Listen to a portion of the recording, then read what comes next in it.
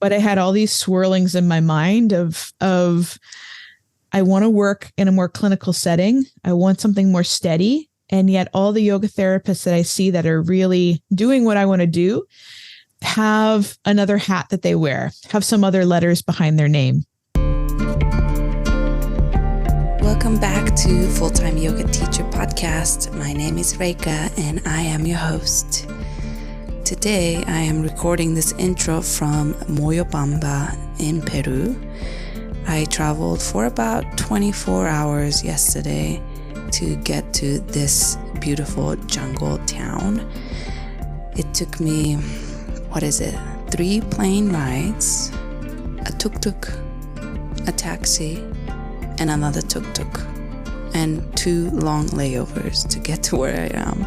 So I am pretty tired today from the long travel I had yesterday, but I am here, happy to be here and start working, start teaching, teacher training here in this beautiful jungle of Peru.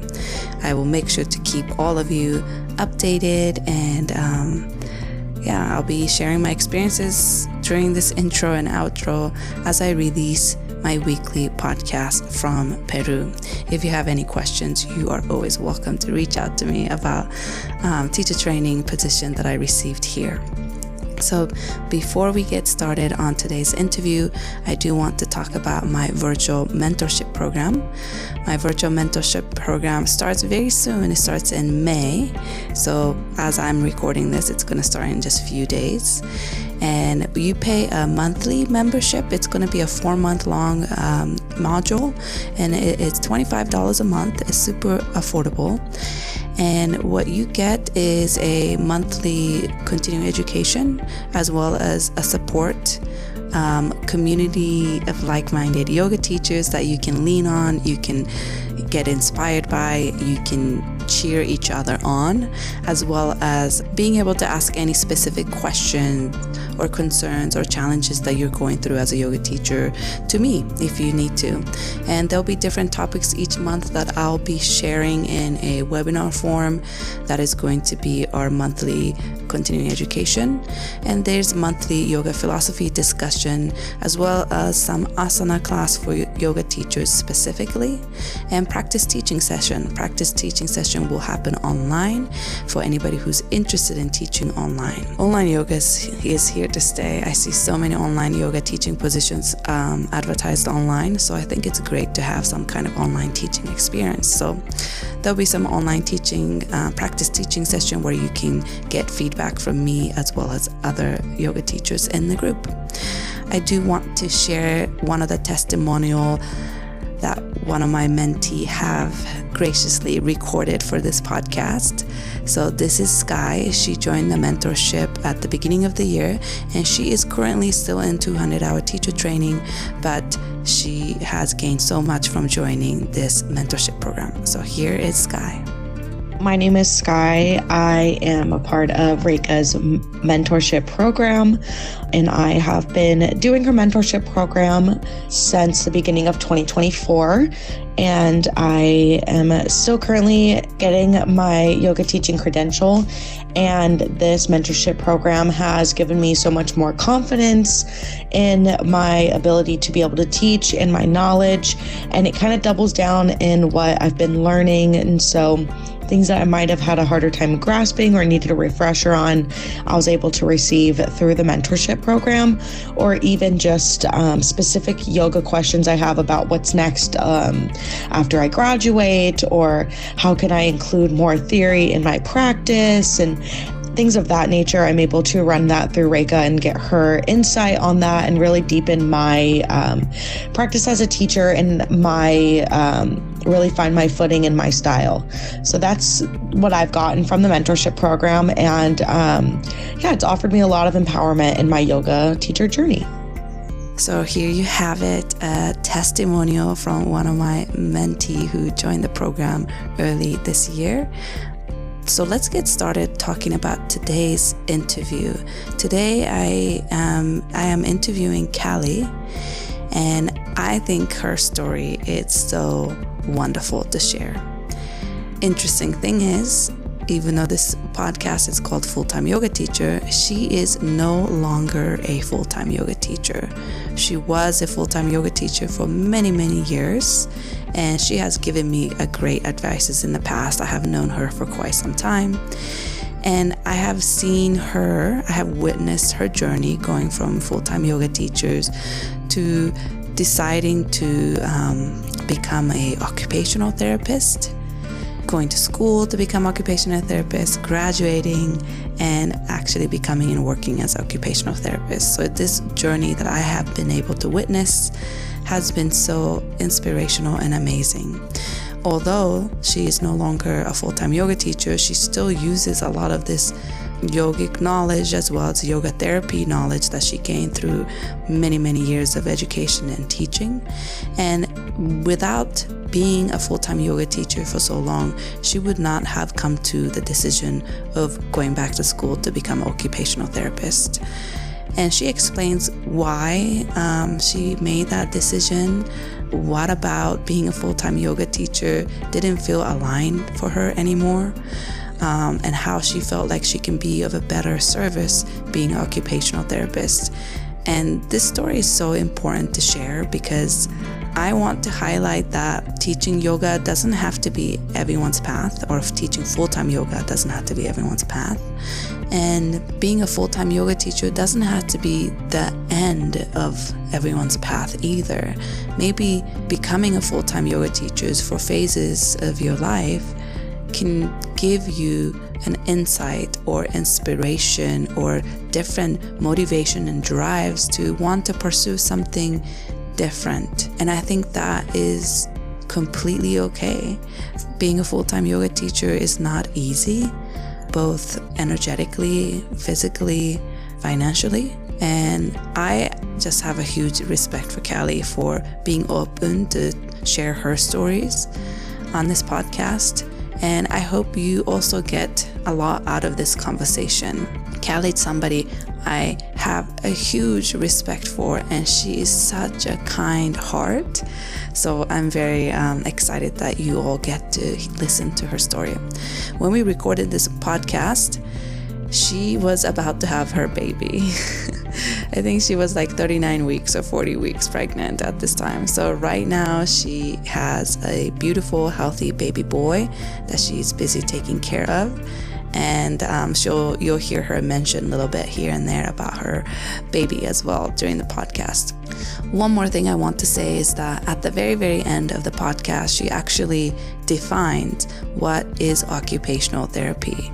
And I thought the definition of occupational therapy that she defined at the very end will be very helpful for you to know, just in case you don't know what occupational therapy is, at the very beginning of the podcast. So I'm going to share the definition of occupational therapy that Kallie shared in the beginning of the podcast before I go into the interview. So I hope this interview is going to be very helpful for you.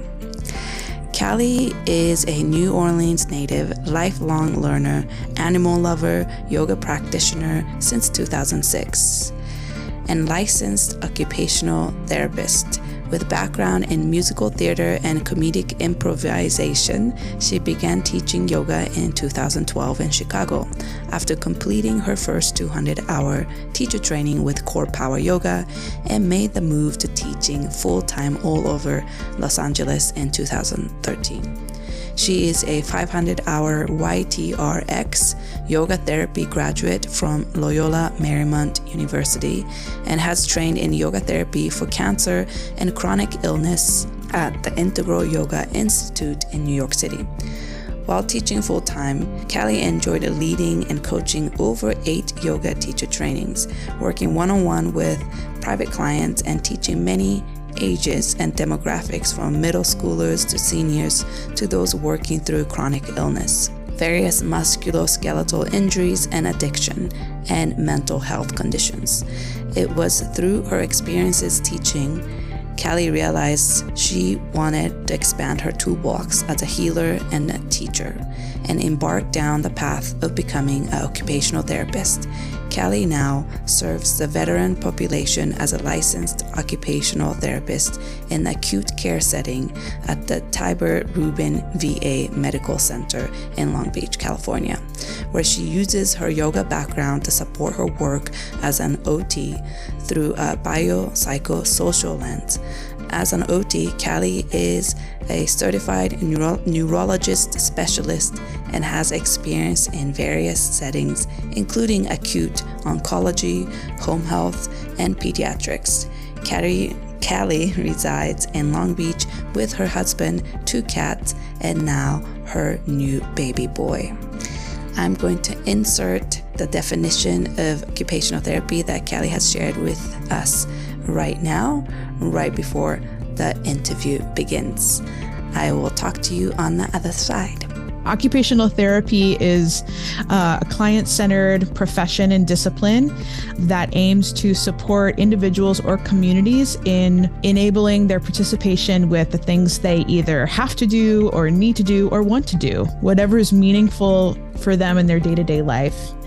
And we work not only with individuals' physical skills, support their underlying physical skills to help them participate in an activity, but also cognitive, social, emotional components as well. It's very broad. We work all the way from the NICU to end of life. We can be in the hospitals and schools, out in the community. And the whole purpose is to help people do the things that are the most meaningful to them and really live their life. So it's a beautiful profession.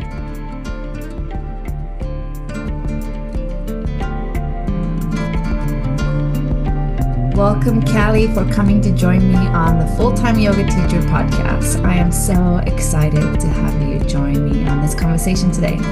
Thank you so much for having me, Reika. It's a pleasure to be here. So I'm so excited to talk to you today. But maybe before we get in it, can you tell us where are you logging in from? Yeah, I'm here in Long Beach, California. I'm in your hood. I'm your neighbor. We actually live just like maybe not even a block, maybe half a block, or maybe it's a block away. We live I love with each other.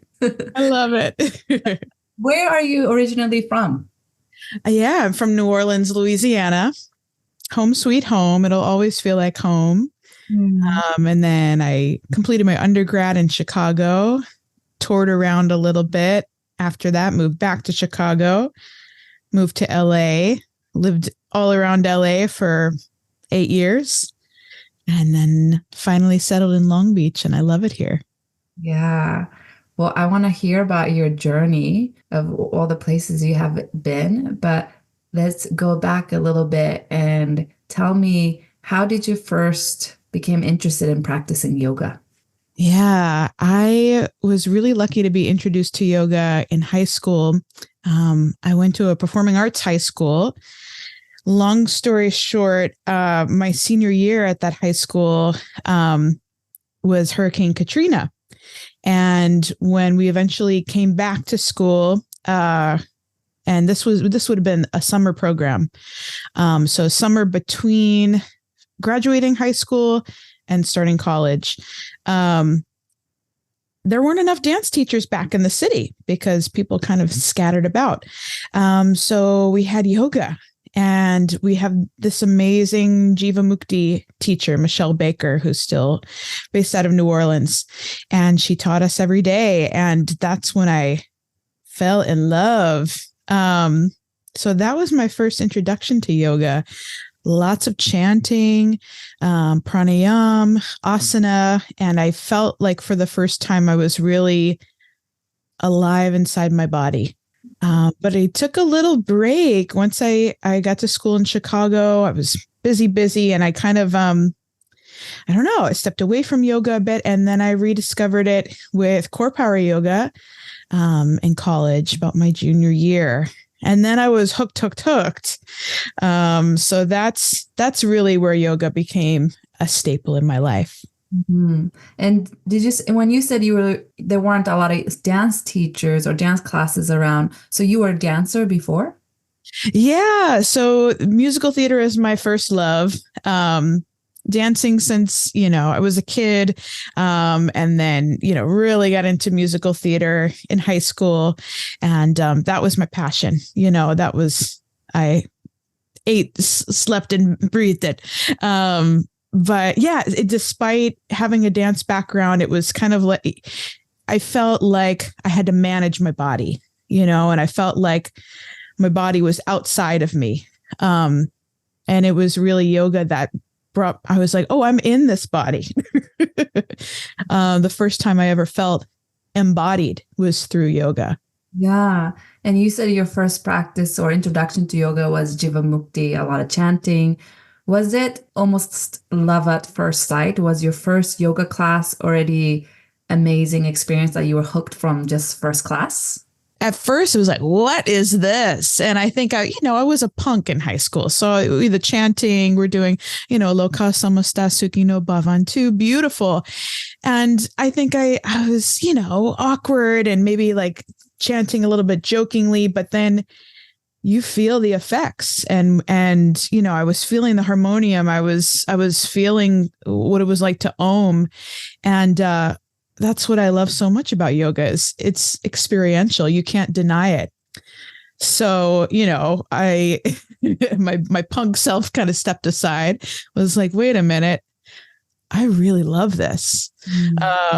Yeah. So that, that was the first bit. Yeah. It kind of makes sense. You said your love for musical theater and dancing and how you really enjoy the chanting, that aspects of Jivamukti. So that I like that. And also that vibration that we feel in community. So and feeling just what I felt after the practice. I don't think I'd ever felt that sense of being integrated in my body. Yeah, that was the real like, whoa moment. And at what point do you think during the time you're practicing with Jivamukti and also when you started practicing with Core Power, was there a certain point in time you remember that seed of, I want to become a yoga teacher, that sense, that thought came into your mind? I think it was right after I graduated from theater school, I did a national tour of Sesame Street Live for a year. And then after that, moved back to Chicago and, was auditioning, was doing Second City, comedic improv, musical improv, and the whole while practicing, mostly at Core Power. I was just like Core Power all the way. And I think through that, I thought, gee, this would, it was very, how do I say?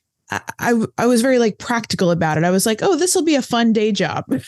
I can do this, yeah, I think I was naive in what I was getting into. It was more just like, oh, this will be fun.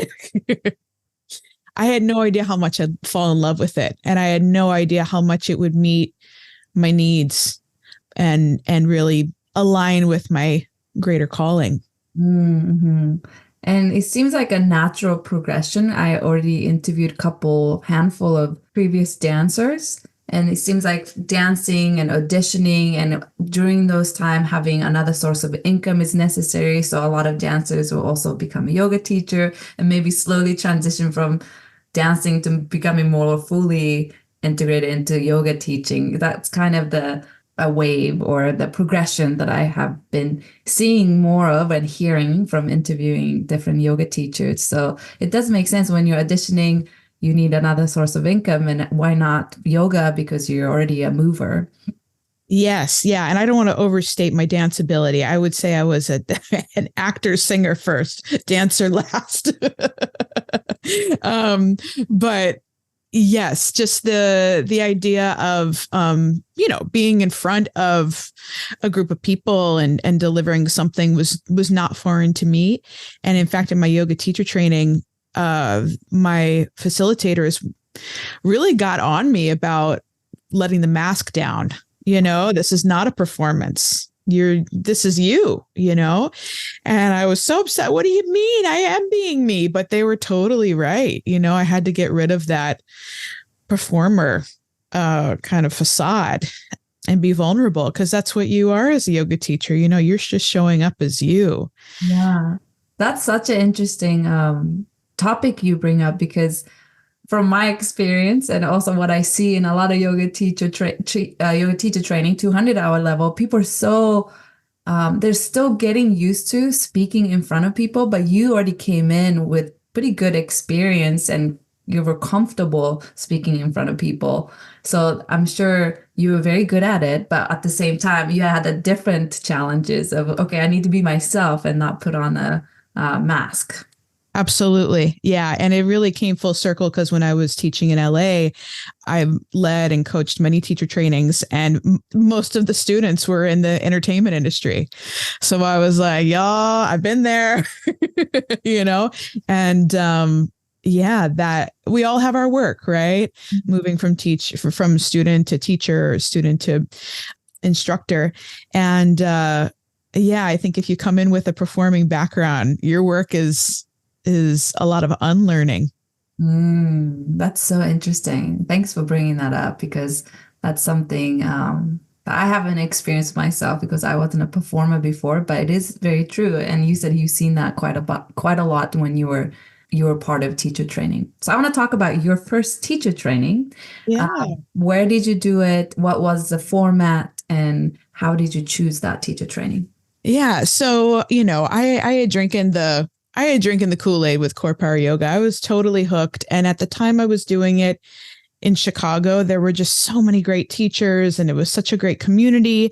So it was kind of a no-brainer to do my training there. And my first 200-hour was a hot power fusion teacher training. So you're learning a set sequence. And as I'm sure many people on your podcast have spoken to, your 200-hour is just like, you're just dipping your pinky toe into the water. Yeah, this is just the very first layer, but I had a great experience. I thought it was quite thorough for a first layer. And this is where I really just fell in love with learning. I think I spent a lot of my academic years, aside from theater, really, but when I was in school, it was a lot of rote learning for a test, but I didn't really fall in love with the act of learning. And through yoga teacher training, I was just geeking out on anatomy, on physiology, on philosophy. That was a super fun part about it. I love that you really enjoyed your first 200-hour experience. How long was your first 200 hours? Was it broken? Oh, it was short. Yeah, it was short. It was 8 weeks. And then with Core Power at the time, you were doing what was called extensions if you wanted to teach. And that was like an additional 4 to 6 weeks, I think. It was short. It was very short. The benefit to doing the hot power fusion training, then you're learning the set sequence. And I went on to teach hot power fusion exclusively for like my first year and a half of teaching. And I was teaching like 25 hot power fusion classes a week. Wow.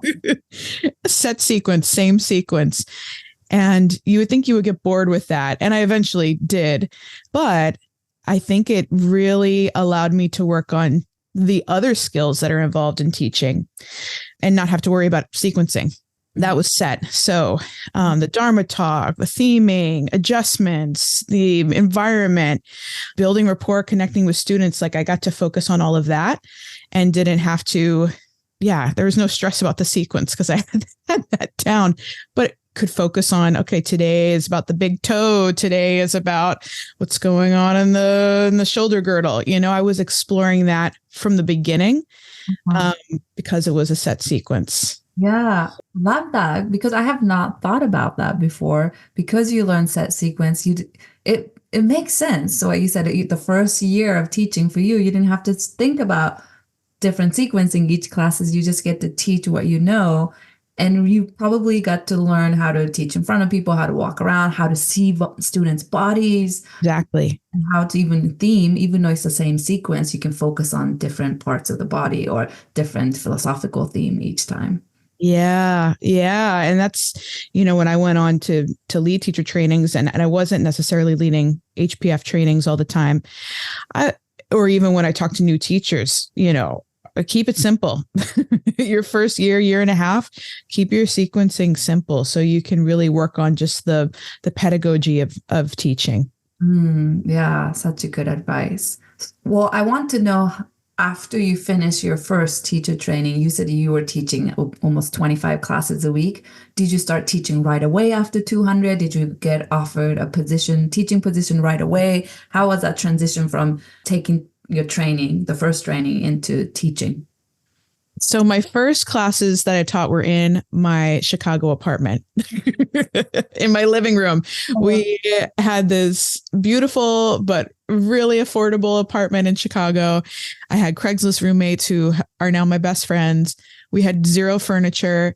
So our living room was the yoga studio. And I was waiting tables at the time. So on Sunday mornings, my fellow servers would come, my Second City friends would come, and I taught class. And I would teach an HBF class that was not heated, really. And I could explore and I could play around, and they were so supportive and just happy to be there. And then we'd to have a potluck afterwards. Uh-huh. So I taught like that for 4 months or so. Mm-hmm. And then I moved to LA. Uh-huh. I booked a TV gig and thought, Hollywood, baby. So at the time I was still very much an actor. And the plan was, teaching yoga on the side. Came to LA and eventually did get hired with Core Power. And then I started teaching.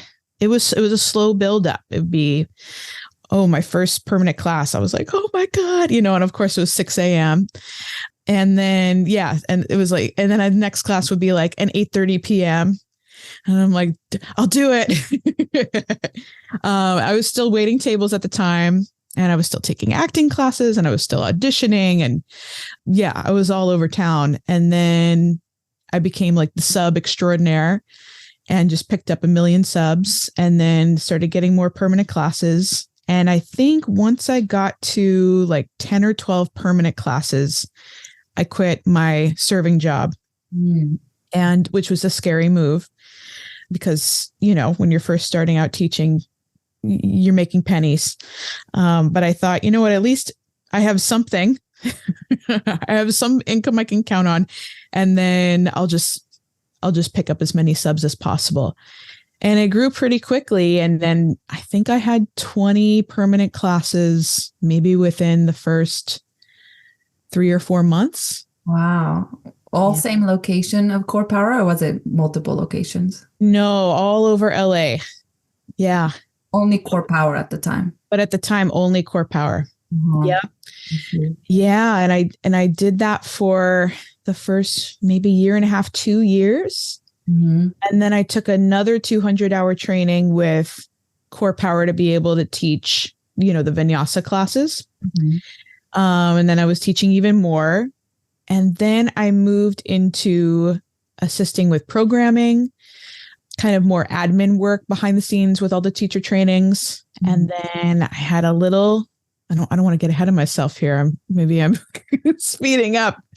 I had a little stint in management. And through this whole time, I was hungry for more. Mm-hmm. Yeah.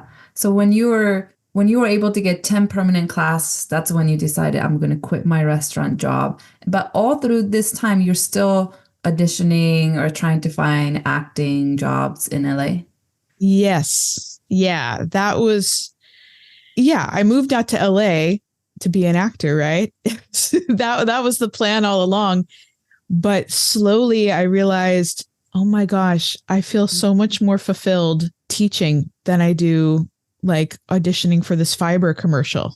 Mm. And, with acting, your agent calls you and is like, hey, you have an audition today at 1 p.m. And I'm like, I'm supposed to teach a 12:30 class, so then I'm scrambling to find a sub, but I just started and, I don't want to be that person who's finding a last minute sub. Mm-hmm. So I think my discouragement with acting, I just, when you're an actor, there's just, I remember I auditioned for a web series called like Dumb Girls. This was like early aughts, right? Early teens. So like 2000, 2011, 2012. Like the vibe in the entertainment industry was like, it was so gross. It was gross. It was, we were not yet at the body positive movement. Yeah. And I was very typecast. And I just felt like life was in the acting world. Like it felt like I was not aligned with what I was spending my time doing. And then I'd go teach a class and I felt totally aligned. Yeah. Yeah. So you were more slowly becoming more drawn and interested in yoga path and teaching and managing, and then doing little less of the acting and auditioning. Exactly. I remember having a moment where I thought, yeah, I went in for some other audition again. I think it was like a fiber commercial. They're always like, you know, at the time, if you were the least bit curvy, like you're going in for some medication to, I don't know, about weight loss or something like that. And I remember just feeling yucked out by it. And like, this is not worth my time and energy. And I just had this thought. I was like, you know what?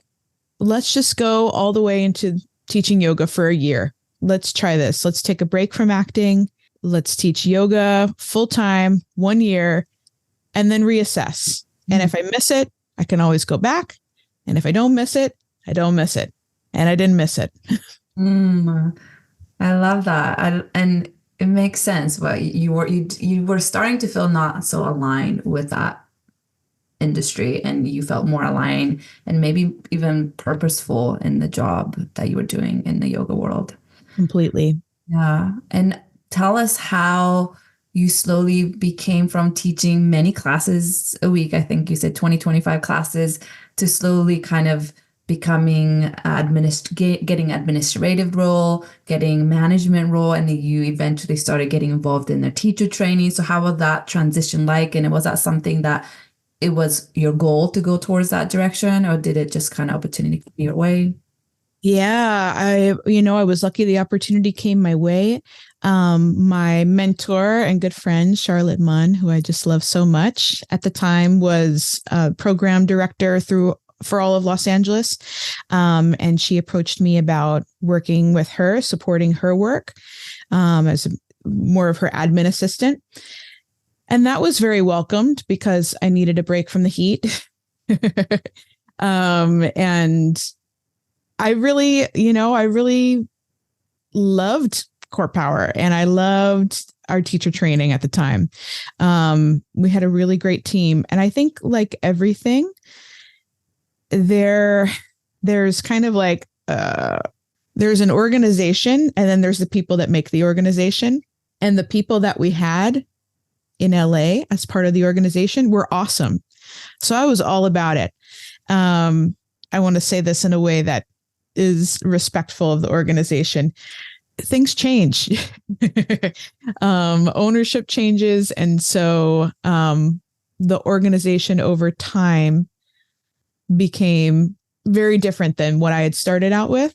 But at the time when I was working more in the admin side with Core Power Yoga, it felt really good.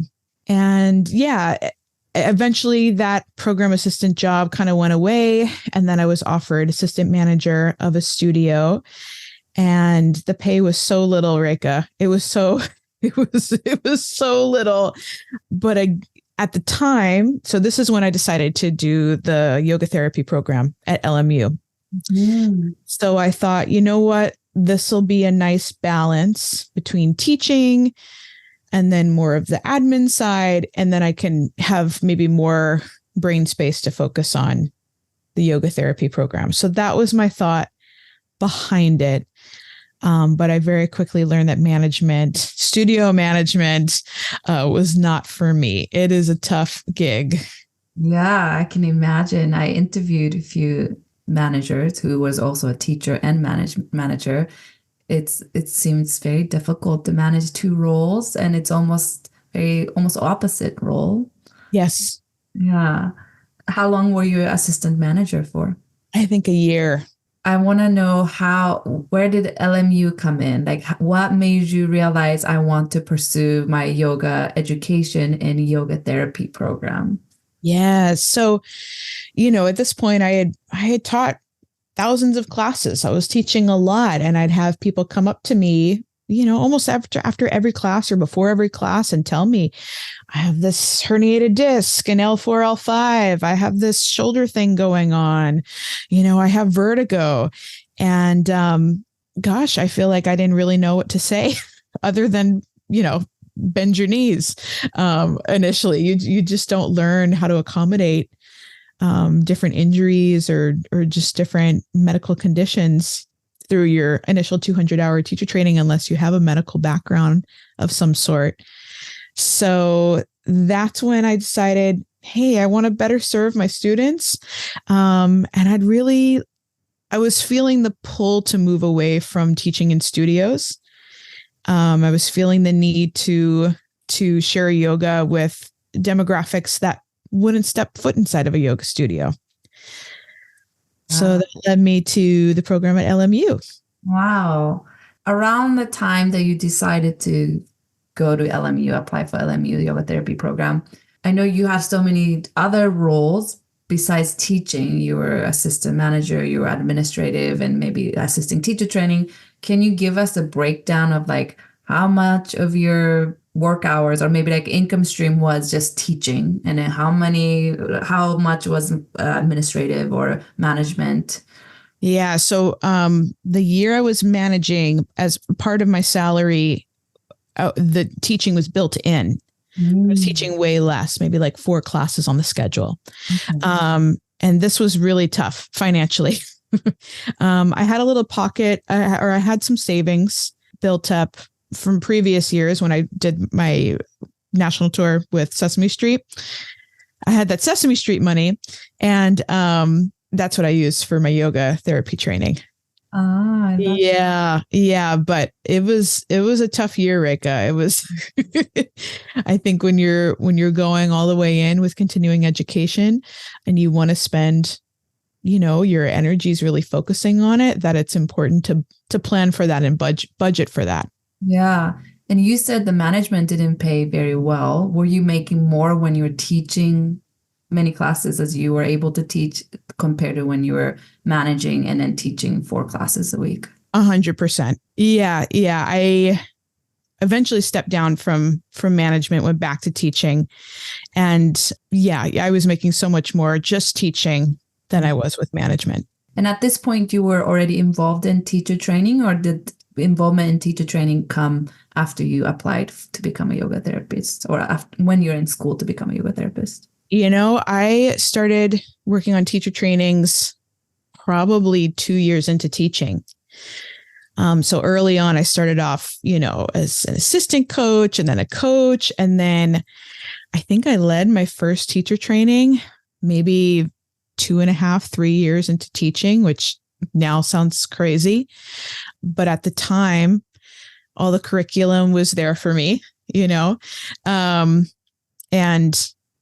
I just dove right in, and I was leading teacher trainings once, twice, sometimes 3 times a year for like 3 or 4 years. Wow, that's amazing. You started quite early on in your teaching career. And was that a helpful additional income to teach teacher training for Core Power? Yes, definitely. And that's where I really got to geek out, and you're with people who are so hungry for that knowledge. And it was tricky for me. Now I'm remembering my first teacher training that I led was when I had just started the LMU yoga therapy program.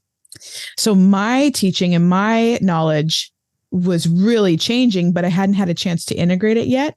And then I was leading this teacher training. So it was kind of hard to balance all of that. And it was a lot of like trying to integrate in real time, which in hindsight, of course, I wish I had time to like integrate first and then lead a teacher training. But that's just the way the deck fell. Yeah. When you were leading 2 to 3 teacher trainings a year, how long was those each teacher training? They would 8 weeks. And then sometimes I would do the extensions program afterwards. Sometimes I wouldn't. And then there's, of course, the prep before. So I would say overall, it'd be like a 10 to 12 week commitment. Mm-hmm. And when you're leading this teacher training, were you able to still teach your weekly regular permanent classes you were teaching? Yes. Yeah. I scaled down. Mm-hmm. So in that time, I'd probably be teaching like 12 to 14 permanent classes. Mm-hmm. And then I was working on teacher trainings. And that time actually felt really good. And I loved leading and facilitating teacher training. And I met some of the best people in the world and some of my closest friends being a part of teacher training. Yeah. You know, initially they were taking the training and then they'd become close friends and then they'd become my teacher. So that was a really cool. Yeah, that sounds amazing.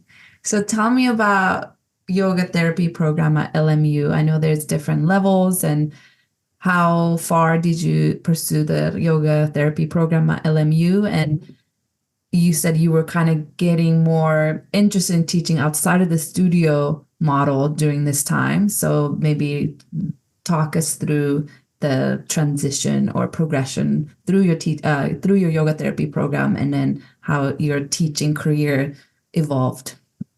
Yeah. So at the time, I was going through the program. There were 4 levels that you could take, but it was kind of a la carte, choose your own adventure.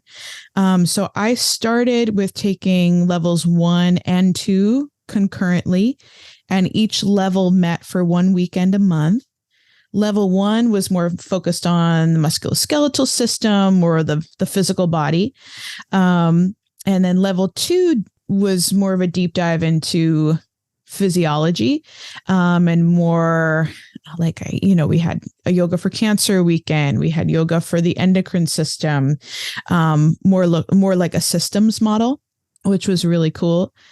So yeah, I would, have level 1 weekend, and then the following weekend go in for level 2. And then the next 2 weekends of the month have off. And I loved it. I mean, it was chock full. It's a lot of information, but the facilitators were top notch. And I had every intention of going forward with level 3, except after I completed that year, I was most drawn to our yoga therapy for cancer weekend. And our instructor for that was, oh my gosh, wonderful woman, Yanni Chapman, who has since passed. She was just the most alive person I think I ever met. She started the weekend with she asked us, raise your hand if you're scared to die. And me and one other person raised their hand. That's how the weekend started. And she just went on to share story after story of her work as an RN, registered nurse, and also as a yoga therapist, working with people with cancer. And I was so moved by the whole weekend. And I left that weekend with a different thought about death. It was really profound. And so I just thought, oh my gosh, I have to continue studying with her. So she was leading a yoga therapy for cancer and chronic illness training in New York at the Integral Yoga Institute. And so I took that and loved it. That was like 2.5, 3 weeks. So then I was like all jumbled up in my mind. I'm like, okay, I know I want to do something with yoga therapy. I also I'm ready to like make a living, I was in my late 20s at that point, and I was just, I was an actor, and then I was a yoga teacher all over LA, and I was really ready for something more steady. Mm-hmm. Yeah, I had every intention on going back for level 3, mm-hmm. but I had all these swirlings in my mind of I want to work in a more clinical setting. I want something more steady. And yet all the yoga therapists that I see that are really doing what I want to do have another hat that they wear, have some other letters behind their name. Mm-hmm. And so, yeah, I decided not to complete level 3 and instead went on a journey of trying to figure out, okay, so now what's next? Mm-hmm. Okay. So You said you went on to do a training in New York, and that was, you said 2, 3 weeks. You were just there straight on the training Yes. almost every day of that couple of weeks you were there. Yeah. Yeah. It was chock full. And the level 1, level 2 of the yoga therapy program at LMU, each was 1 year total because you were doing it to level 1 and 2 together at the same time. Yes, it was 1 year total. You could do level 1 and just go 1 weekend a month for a year, or you could and then go to level 2 the following year. Mm-hmm. But I kind of smushed it together and did it in 1 year. Mm-hmm. And I think in hindsight, I might have spread it out over 2 years because it's just so much information. Yeah. I really wanted to soak it in. Yeah. So during that time, you started to feel more of a calling to offer this kind of therapeutic knowledge in clinical setting more than yoga studios or gyms or other typical places you would find yoga in. Is that correct? Yes. Yeah. As part of the final in the yoga therapy program, I believe it was level 2, we had to complete 3 different case studies. Mm-hmm. And these were individuals I met through teaching at Core Power Yoga, somebody's mom, somebody's sister. Oh, I have this going on. I have this spinal injury. I have spinal fusions. And we developed, we completed an intake. We developed a whole yoga therapy program for them. And I loved that. I loved that. I was like, yes, okay, totally. I want to head in this direction. Yeah. Okay. So during the time of 1 year you were taking yoga therapy program, you were still teaching at Core Power throughout the whole year and being part of their teacher training? Yes. Yeah. Teacher trainings. And I think if I'm remembering correctly, I was still doing management also. Mm-hmm. Okay. So tell me the next stage what did you decide to do after finishing your level 1 and 2? You were being called to work in a clinical setting. What was your next step, next stage? So I started to teach outside the studios, and that was really nice. And then I was expanding and teaching at other studios for the first time. And I was like, oh, this is great. Mix it up. And my practice had really changed as well. And I was practicing at this point. I had been practicing all over Los Angeles and finding teachers and practicing with Annie Carpenter. And so while I was in the yoga therapy program, many of my colleagues and friends at Core Power Yoga and outside of Core Power Yoga knew I was in this program, knew I had completed it. And so just through word of mouth, I started picking up private clients. And then from there, I was offered the opportunity to teach at a drug and alcohol treatment center. Mm-hmm. So I really started to teach outside of the studio model. And I was practicing at various studios and, just my own practice and my teaching just really started to spread out. And I considered physical therapy because I was working one-on-one with clients and, there were all these physical things going on, right? Knee injuries and a lot of chronic pain. But then I started to notice, okay, actually through yoga therapy, the knee pain's getting better. People are getting stronger. I was working mostly with older clients and seeing a lot of improvements in balance and overall strength and confidence in their body, reduced pain, but they would still be isolated. Or they'd still be like, oh, my shoulder hurts. And then I dig a little deeper and realize, oh my gosh, you're reaching up into your upper cabinet to get your plate and you're aggravating your shoulder each time you do that. And I want to rearrange their kitchen for them, So all these things that were outside of yoga therapy and outside of physical therapy. And simultaneous to this, I led a teacher training and there's a woman in there who is an OT, an occupational therapist. And I was talking to her about what's next. And I was dabbling with physical therapy. And she's like, Kallie, you're so an OT. You're an OT. And so she let me come and shadow her. And she worked in pediatrics. And I just saw how I'm like, oh my gosh, this so aligns with yoga therapy. It's working through the biopsychosocial lens. And so that was it for me. I said, okay, I'm going to become an OT. So then started quite a process. I think you said that you were starting to realize that a lot of yoga therapists that you were seeing who were doing amazing work, they were also wearing another hat and had another title. Yes. So in your mind during that time, you started to think about, okay, maybe I want to pursue, whether it's a physical therapist degree or OT or something. You were kind of already thinking about, maybe I want to pursue something else, not going forward with the yoga therapy level 3 and 4, but you wanted another education or maybe a title or another letter behind your name so that you can bring this yoga therapy work into this clinical setting that you're wanting to bring it into.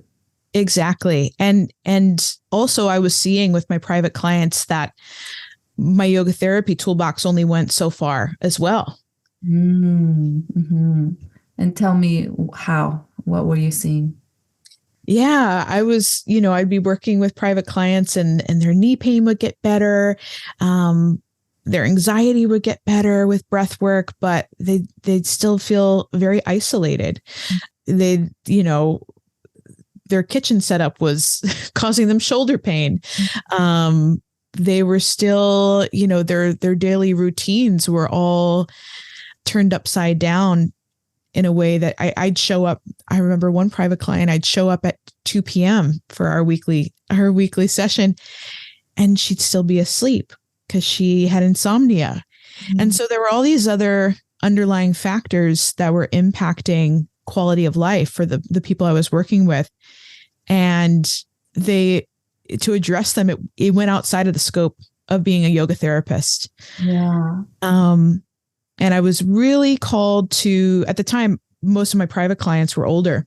Mm-hmm. And so I was really called to working with older clients and just noticing how isolated people were and wanting to do something with aging in home and longevity. But I didn't quite know what that was. Mm-hmm. And I knew yoga therapy was a component of it, but it needed something else. So those stirrings inside of me were simultaneous to my kind of realization with the yoga therapy program that, oh man, all the yoga therapists that I see that are doing great work, they kind of have another hat that they're wearing. So those two things were, side by side. Yeah, that makes sense. Before asking question about your OT program and making a decision to go back to school to become OT, when you have transitioned from teaching 20, 25 classes at Core Power, going through the yoga therapy program, and you kind of transition to teaching a little bit more privates and yoga studios outside of Core Power or spaces that's not a yoga studio. During that time, you were still a full-time yoga teacher, and were you still able to make enough money to survive in LA with all of your private clients and maybe some other studio classes or locations you were teaching at? I was scraping by. It was tough, Reika. Yeah. I mean, I remember speaking to you. I think I met you after you have already either started an OT program or made a decision to start an OT program.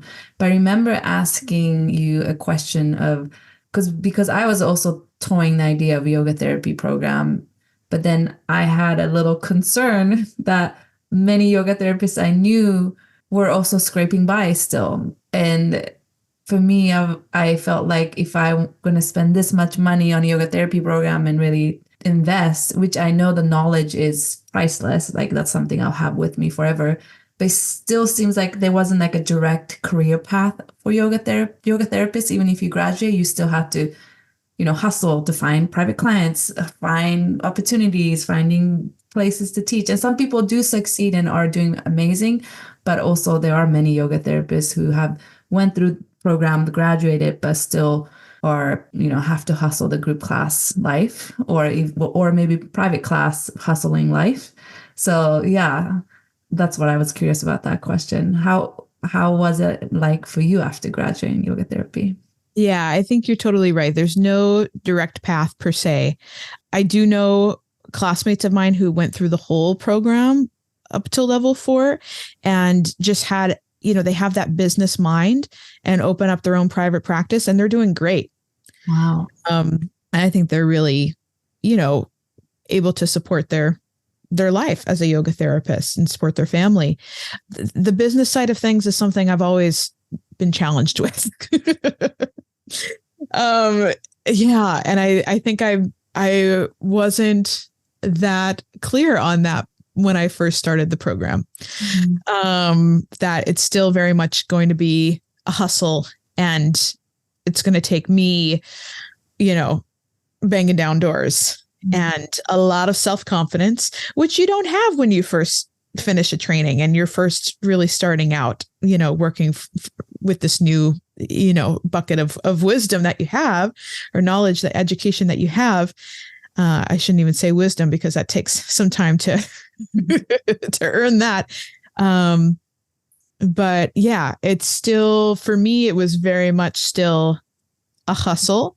And that was part of my deciding to pursue some other discipline that had a more direct path, but then weave yoga therapy in somehow. Mm-hmm. Yeah. So tell me, when you decided to pursue OT program apply, was there any doubt or fear that you felt about, almost starting a whole new career path, even though you have so much yoga teaching and yoga therapy background? And I know you can weave that into your OT career, but it feels like, starting school all over again to apply and go to OT. Was there any fear, any doubt? And also, how did your family and friends react to you wanting to pursue OT path after being maybe actor for a while and then yoga, and then now choosing OT path? How was it seen or felt by your peers, your family, your friends? I'll answer the second part of your question first, because that's an easy one. Well, my parents were thrilled because this was like the first stable career choice in their eyes that I had chosen. I was an actor. I was, doing improv, and then teaching yoga was, very much a hustle also. So they were happy. My boyfriend, who's now my husband at the time, he was totally supportive and just like, yes, this is right up your alley. But for me, oh my gosh, yes, there was a lot of fear. There was a lot of insecurity from, realizing, oh my gosh, I have to take all these prerequisite courses, because my undergrad degree was in musical theater. So I didn't take a single math. I didn't take a single science. So I had to take prerequisites just for the prerequisites that you needed to apply to school. Had to take the GRE, you had to do 80 hours of observation. So there were many steps just to be able to apply. And then there's the cost, of the program, and where am I going to go? And there's only so many schools in LA, and there was only one school that was somewhat affordable, and I didn't want to take out a lot of loans. So, yeah, there were a lot of what ifs. And despite all of that, I knew it was right. And so that was pushing me forward. Mm-hmm. I love hearing, despite all of that, you knew it was right path. And whenever I hear anyone tells me a story like that, where there's this inner knowing that's deep inside of you that you're walking the right path, or you're heading towards the right path. And I always think of, the yoga philosophy, like our prusha, the inner highest self, or our soul, or essence. We know there's that part of us that is speaking to us when we're on the right path. And also that's part of us speak to us, I think, when we're not on the right path too, if we are willing to. Totally. Yeah. And I do have to say, I think before I finally arrived at this is right, there were a lot of things I was experiencing in teaching that suddenly became, this is not it. Tell me So more about that. Tell me more about that. yeah, I definitely had a dark night of the soul. I think I was just burnt out. I think I was physically exhausted, emotionally exhausted. You give a lot when you teach full time. You give a lot of yourself, and everyone will say, keep your practice sacred, keep your practice sacred. And yes, absolutely, you have to. What they don't tell you is that it's hard to turn your yoga teacher brain off, even when you're practicing. So I just, you go through ups and downs with your own practice. And I was having a hard time just finding peace, finding respite. It felt like, I finding balance, really. I was feeling really out of balance. And like there was a lot of energy going out, but not enough coming in a way that it felt like it was not sustainable. Yeah. So it was very much like this is not it. Something's going to have to change. Yeah. And by that point, how many years have you been teaching yoga as a full-time job? I think I was teaching about 7 years full time. Wow.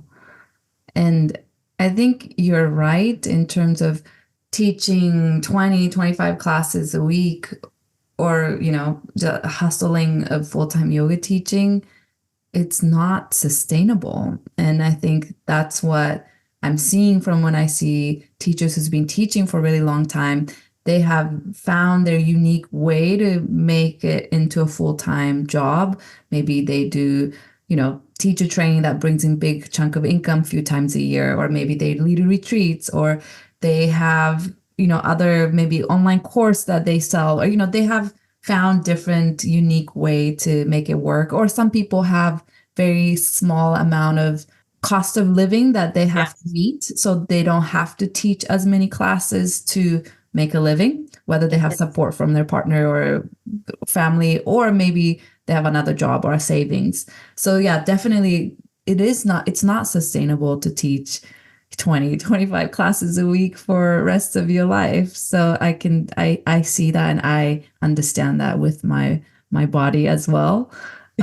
So definitely I can totally see that you were thinking you felt like you were giving, but there wasn't enough equal amount of receiving or putting the energy back into your bowl.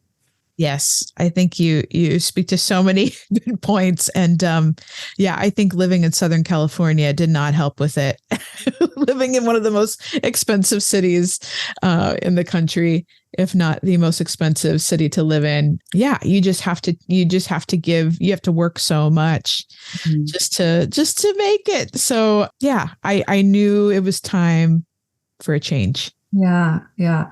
So while you were pursuing, or, getting your prerequisite to apply to OT school and applying and going through OT school, you were teaching yoga, group yoga classes throughout. Maybe you cut back quite a bit, but I think you were teaching still quite consistently. Is that true? Yes. So leading up to starting OT school, that just during the application phase, during the taking the prerequisites, and studying for the GRE, taking the GRE, that was like a 2-year process. And that was the hardest time in my whole life because I was very much teaching full time, driving all over Los Angeles for various, teaching jobs, taking these prerequisites at community college, writing applications, writing, all kind of essays. And then I had a lot going on personally too. My roommate at the time, one of my best friends, was diagnosed with brain cancer, terminal brain cancer. So that, it was a very intense period of life. And I wanted to give up quite a few times. But actually she really inspired me to pursue OT even more. Because a lot of what I was learning, even in the prereqs, I was seeing with her, and I was seeing how OT could support her. So yes, I'm kind of breezing through kind of a tough time, but I did eventually get into my top choice at Cal State Dominguez Hills. And I started that program in 2019. Yes, 2019. I was 31 years old. And I was teaching at the same time. I was driving up to LA. I taught at this sweet little Armenian preschool. I taught yoga to preschoolers. I didn't know that. Yeah, I did that. That was such a fun job, and it was, quite frankly, a very financially rewarding job as well. So that was worth my time. And then I was also teaching studio classes out here in Long Beach. And I think I taught maybe 1 to 2 or 2 to 3 studio classes for most of the time that I was in the yoga therapy program. Okay. So when you were preparing to apply for OT school, that you said the very hard 2 years, you were still supporting yourself and supporting all the community colleges with your yoga teaching job during this time. Yes. Okay. And once you applied to OT, got accepted, you were able to get financial aid or loans to be able to kind of help you during your years of program that you were. Exactly. Yeah. I was living off of financial aid. Okay. I wanted to ask, at what point did you decide to leave Core Power or stop teaching for them or stopped doing the teacher training? Yeah. So that was just when I started OT school and I moved down to Long Beach. That was the end there. And it felt like a natural goodbye. And I'm so grateful to my time there, mostly for the community, for all the amazing people that I met, and for the 10,000 hours of experience that I had teaching and reading bodies and connecting and getting to know people. So yeah, natural parting of ways when I started OT school. I see. And I remember, I met you at the same studio. We worked together in Long Beach, and throughout your OT school, you were always teaching a few classes a week at the same studio. Was there a point that you felt like, okay, I think I'm ready to give up my group classes and really 100% dive deep into just focusing my attention on OT work? Yeah, when I started my clinical field work, which is the final year of OT school, I think I just decided, you know what, I got to give all my attention to this, because when you're a fieldwork student, you have all eyes on you and it's pass fail. And if you don't succeed, you're there you have to go through another fieldwork. So I just wanted to give everything I had to that experience. So that's when I stepped away from teaching. And ever since then, have you just kind of been mostly doing OT work, or do you still teach yoga here and there, or do you feel like maybe the way you teach is bringing it into your OT work? Yeah. So my first year working as an OT, I worked at a pediatric outpatient clinic, and I was still teaching yoga, I think just once or twice a week. Yeah. Here in Long Beach. And I found it to be a great balance because I was working with all kids and their parents as an OT. And so it was just nice to be with adults and teach yoga and wear a different hat and kind of flex a different part of my creativity. And then I was doing home health, and I was also teaching, but sporadically. I think at that point, even I may have just gone to subbing. It was hard. It's something I wanted to keep in my life. I think I looked at teaching also as a way to keep myself accountable to my own practice. And I just love the community. I love being around people who love and practice yoga. I feel like you're just around so many like-minded individuals and really kind, altruistic, positive individuals. And when I was working as an OT in home health, I was an independent contractor. I was a lone wolf. It would just be me and my patients or my clients. So I wanted to be around other people. But it did come to a point where it just got too too busy with my caseload, and I had learned from previous years of experience that I need to carve out time just to be. Yeah. And now that you are, full-time OT and congratulations. First of all, I think it's so amazing that you chose to go back to school after being a full-time yoga teacher for 7 years, after pursuing yoga therapy degree and choosing to go back as an OT and actually sticking through it. That even that 2-year period that you said is so much work of, teaching full-time, but still taking all this prerequisite at different community colleges and then applying and then getting accepted to OT program and then graduating and passing your exam, all of that. I think it's so amazing, inspiring, powerful story that I hope the listeners are hearing. And was there a point in your maybe the point where you are now as an OT, do you ever miss being a yoga teacher? Or I know you teach sometimes still, but maybe being a full-time teacher, or is there a point that you feel like, thank goodness I'm an OT now? Like you feel like, you're in the right place. First of all, thank you so much for seeing that journey. That is a great question. I feel so fulfilled as an occupational therapist. I do miss the creativity that teaching yoga brought into my life. I mean, yeah, but I don't miss the weekly commitments. I wish there was a way I could just pop in every now and again. And I probably could. But I think to be the kind of teacher that I want to be, you have to be consistent with it. Yeah, as an occupational therapist, we work through the biopsychosocial lens and we're looking at the whole person. And I feel like while I'm not a yoga therapist, I don't have my yoga therapy hat on as an OT at all times. I have my OT hat on at all times. The lens that I'm looking through is very much inspired by my background in yoga. So I do feel like I'm able to weave it in. It's very subtle. It doesn't look anything like yoga in a yoga studio, but I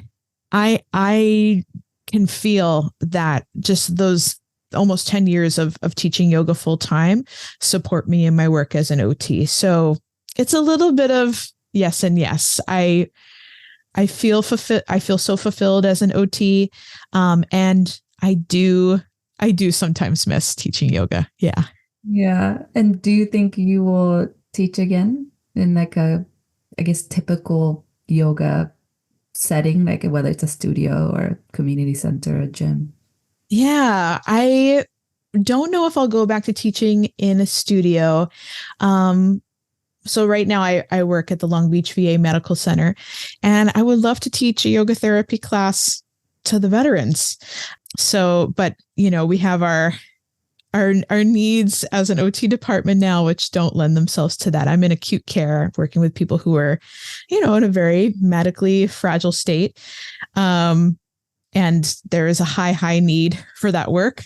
So just my work hours don't allow for me to teach a group class at that point, but I'm hoping, I plan to be at the VA for a very long time. So I have faith that will expand and grow, and I'll be able to kind of make my way into more of the whole health, whole person programs on the outpatient side, and that yoga therapy will be part of that. Yeah, I love that. And I hope you can bring in the yoga therapy work to VA someday. And like you said, you're planning to be there for a while. So I believe there'll be some opportunity in the future that you can bring it in, or you can maybe sneakily bring it in. Maybe it doesn't have to be called yoga therapy or yoga program or class, but it is still, what you have learned along the way as a yoga teacher. Yes. Yeah. And we do have yoga therapy as an offering. And I'm still trying to figure out who that person is who's delivering yoga therapy and how can I be a part of it. But I think Yeah, I mean, this could be a whole other podcast, but once you do have another hat, whether you're a PT or an OT and you're working in another setting, there's demands for that role that sometimes make it difficult to then kind of sway back and forth. Yeah, okay, I can see that.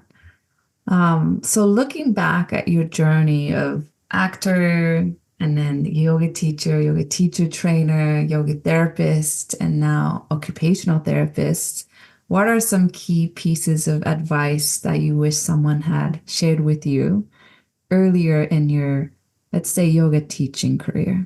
I know you're not a yoga teacher in that way anymore, but since you have lived it and been through that path. Let me think about that. That's a beautiful question. Well, I think some advice that was given to me is that, follow enthusiasm, because enthusiasm always vibrates higher, and throw yourself into it, which is what I think I did. And know that while it might be part of your journey of being a full-time yoga teacher, it doesn't have to be your final destination. It's going to morph and grow and change.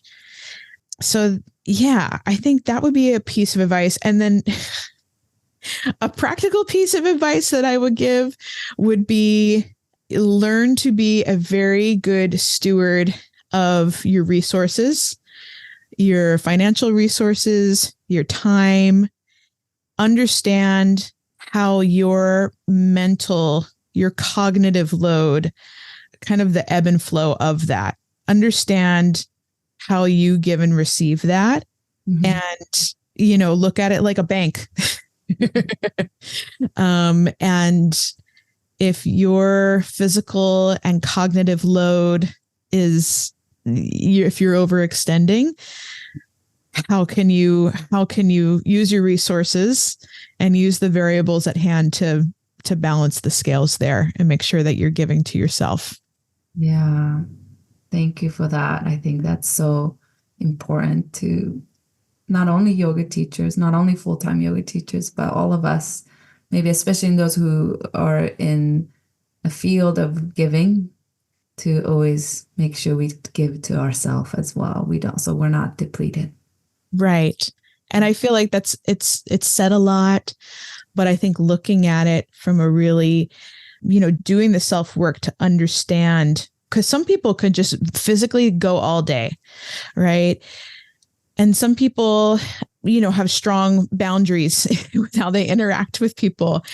And then there's, a lot of us, I think, that are drawn to being yoga teachers that are empaths and that do feel so deeply. And the populations that you're teaching, and it could even just be where you're teaching, the number of students you're teaching will all play a part in that.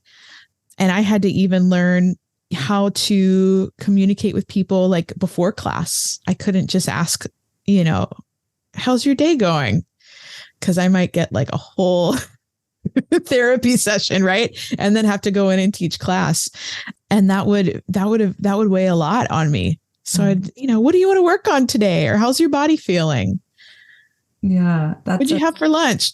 That's a good point. And I do remember, because I think we worked at the same studio before.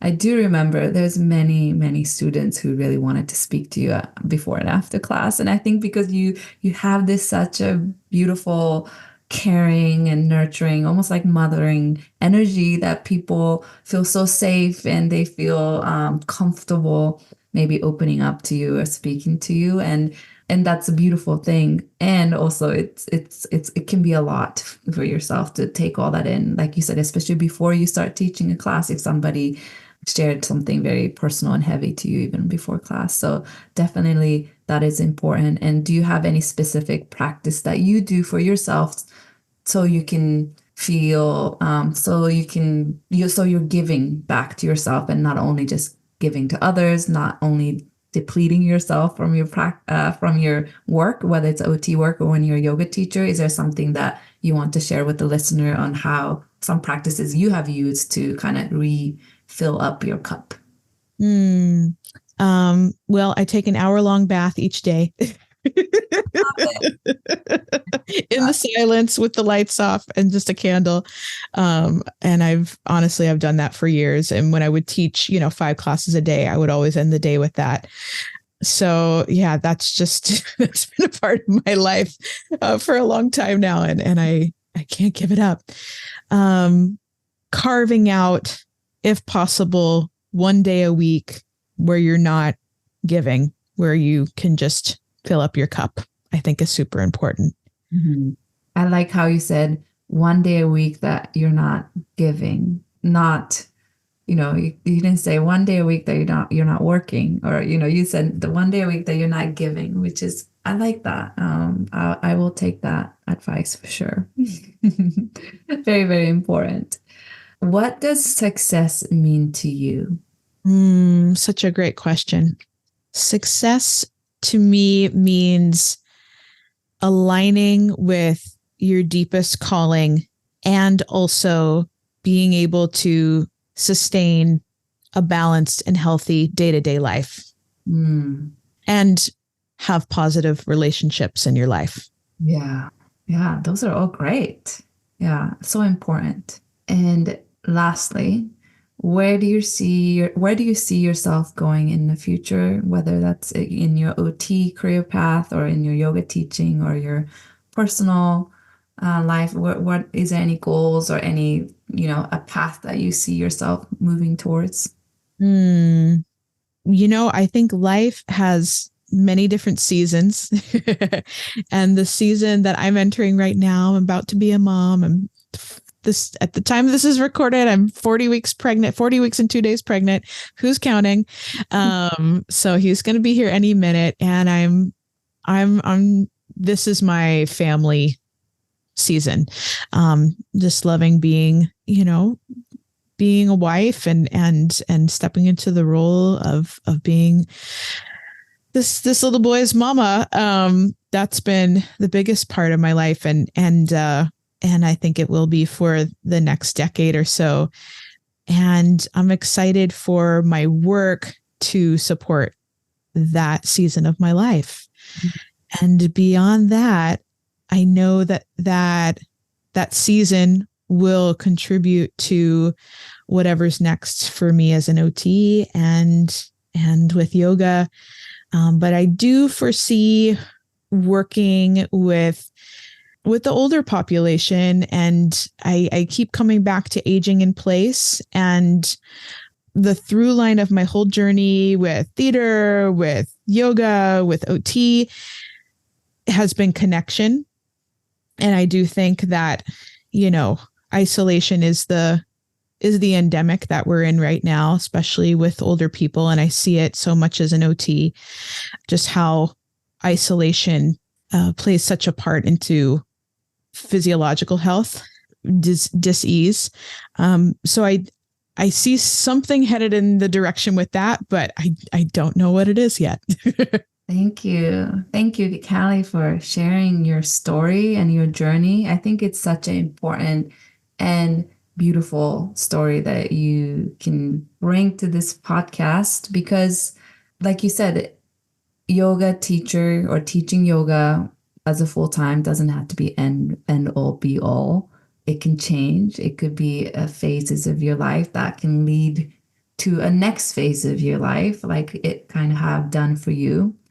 And without you being a yoga teacher, probably haven't have found the path to continue becoming OT. Maybe you have, but it kind of slowly, like one path led to the next, to the next, to the next for you to become where you are now. And I think it's such a beautiful story and journey you shared. So I think it's so important. It's so inspirational to be able to leave one career path and pursue another. And yeah, thank you so much for sharing that. I really appreciate it. And is there anything else that I haven't asked yet that maybe that you want to say or you want to share for the listener? Thank you so much for saying all that, Reika. And it's totally true. Nothing is ever wasted. And I don't think I would have found OT had I not been a full-time yoga teacher and then found yoga therapy. I think it all led to where I am now. And the skills that I developed through teaching yoga and through yoga therapy completely make me a better therapist and help me really serve the individuals I'm working with now, and they're better for it. So I'm very grateful for the journey.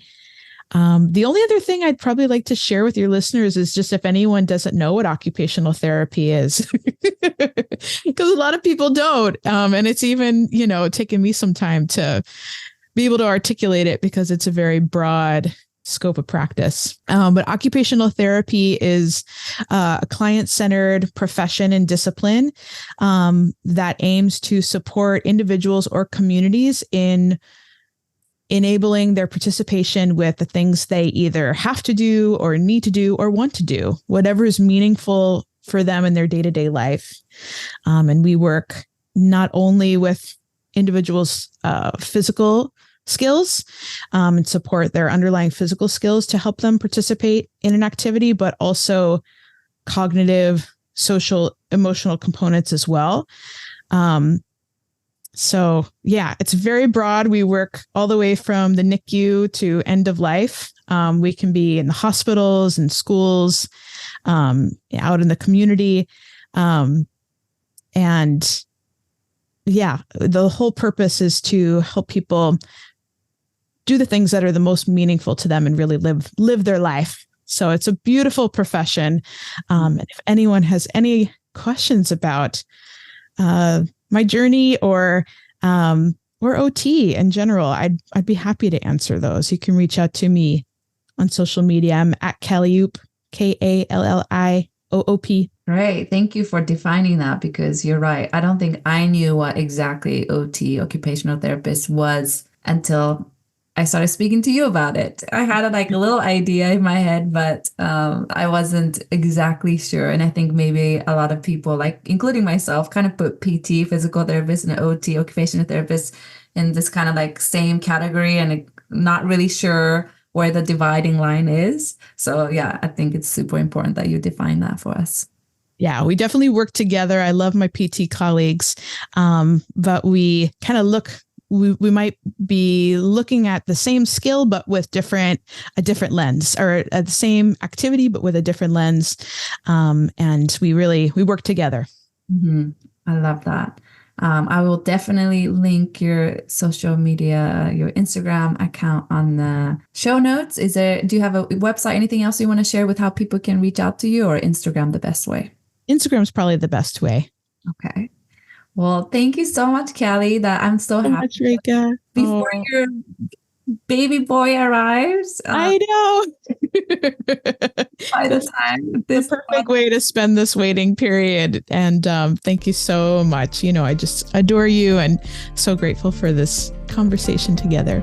Yes, of course. It was so amazing. Thank you so much, Kallie. I hope you enjoyed the conversation I had with Kallie.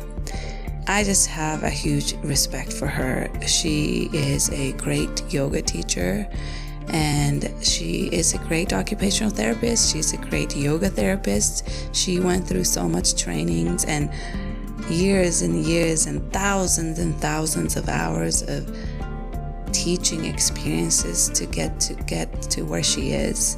And now she gets to bring in yoga therapy tools in a VA hospital clinical setting, but as she's wearing the hat of an OT. I think that's such a beautiful path that I so honor that I get to highlight and share on this podcast, because I don't want to glamorize full-time yoga teacher. As you have heard many teachers say and share, it's a tough road, like I said earlier, financially, energetically, physically. And I know that it's not for everyone. And for some people, it's a season of their life that they choose to become a full-time yoga teacher, and then they go on to do something else. And that is also a perfect, beautiful path as well. So this podcast, I did not create this podcast to glamorize what full-time yoga teacher is. I do want to share the beauty and amazing things about being a full-time yoga teacher, but also I want to share that it doesn't have to be end all be all. this can be another stepping stone for you to get to the next chapter of your life. So I hope this conversation gave you great insights, maybe some inspiration, and maybe some part of the story that you really resonate with or agree with Kallie. So I hope this was helpful to you. Remember the mentorship program. I will stop taking the application at end of April, so please apply if you are interested. The module will start in May, and it'll be from May to August, and it'll be completely virtual. It's quite accessible, both financially and location-wise. Anyone can join from anywhere. So if you are interested in joining the community, feel free to write me a message. And if you are enjoying this podcast, feel free to write me a message. I love hearing from listeners around the world who are enjoying and getting something out of this podcast. Also, if you have questions for me, if you have a guest that you would like to recommend, or you would like to be on the podcast, please feel free to message me either on Instagram. My handle is @Reika Yoga, or you can message me on my website, www.reikayoga.com.